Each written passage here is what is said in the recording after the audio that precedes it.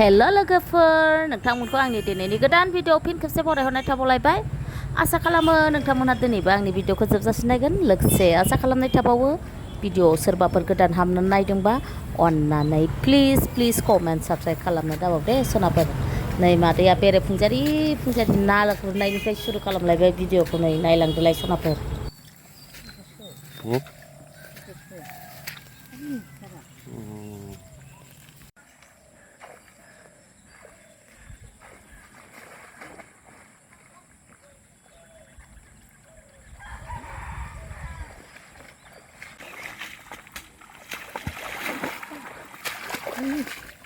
मेरलाथारहाय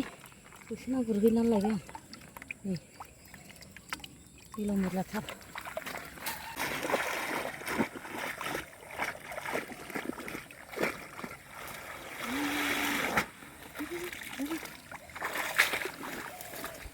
फुख्रियावसो हगारगोन दे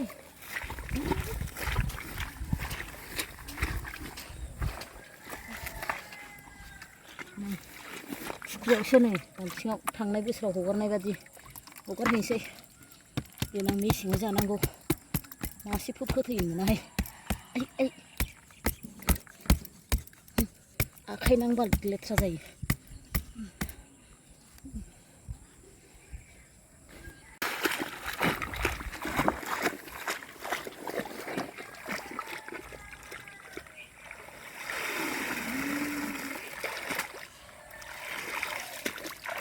लोगोफोर आङो ना फावना गोरलैखौहाय बाल्थिङाव जि जोथोनैहाय आजावनानै लादों मानो होननानै बुङोबा आङो बे ना गोरलैखौ हजोंहाय जोंहानि न'आव फुख्रि दं नालाय बाहायसो आगारहैगोन जाया आङो आराम फुख्रियाव हगारनानै देनां मेसेङाव आराम मासे बोखां जाबाय थानोसै गामियाव फुख्रि दं नालाय नास्राय गोरिखौ हगारनानै देनांहाय खेबसे हमनानै जानांगौ नै सिं गिदिर देरखायो सलबो नै बिसोर सलसो बेखौ मोनस्लाबासै साला सलखौ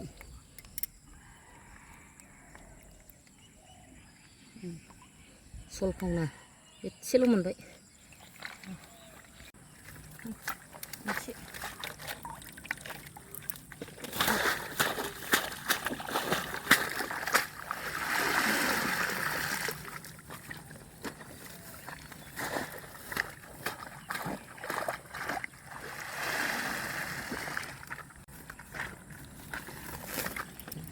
एसे मासे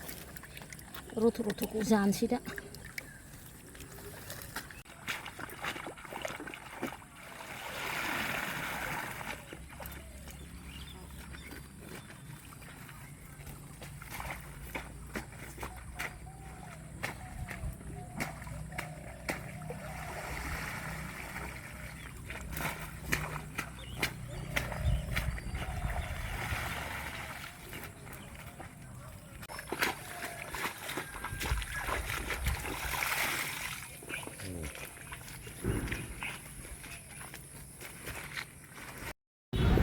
नैहाय लोगोफोर दहाय गुरनानै मोननाय मानै माथाम बे नास्राय खुन्थाइखौनो सामब्राम बरहा बानलु बरहा होनानै थुफ्ले एवनानै जाथारसै जेबो गैया मेंनानै बेजोंनो गोथाव जानोसैलाय मादैया लोगोफोर जाखावथानसैलाय नै मादैया ओमफ्राय जि गरम ना लोगोफोर फांखा होबाय आं दिंखिया भाजा ओमफ्राय दहाय ना गुरनाय ना बाथोन बे एसे रथ'खौ बाथोन एग्लिबाय ओमफ्राय फिसाखौ फुख्रियाव हगारनो दोनबाय फिसिनानै दं दिंखिया भाजा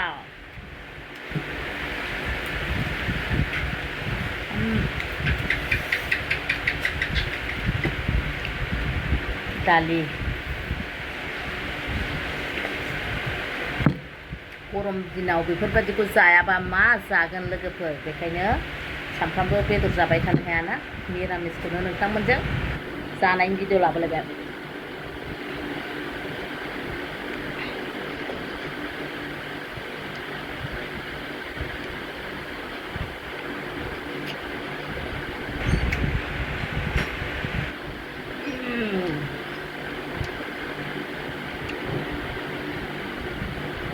मसली चटनी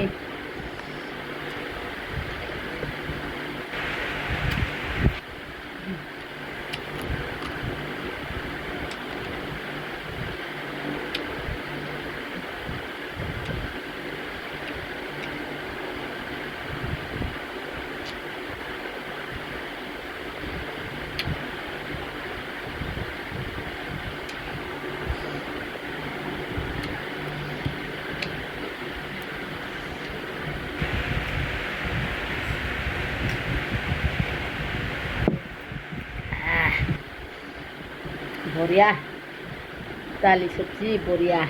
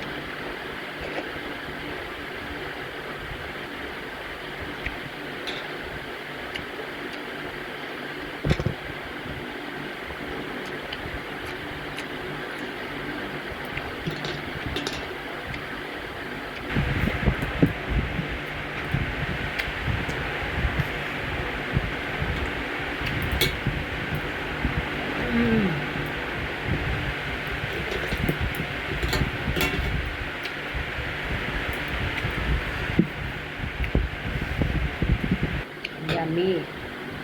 बिराद गोथाव जाखादोंहाय बिदि बाथोन बुथोन थाबा ओंखामखौ बांसिन जानो हायो बेदरफोरजों बारा जानो हाया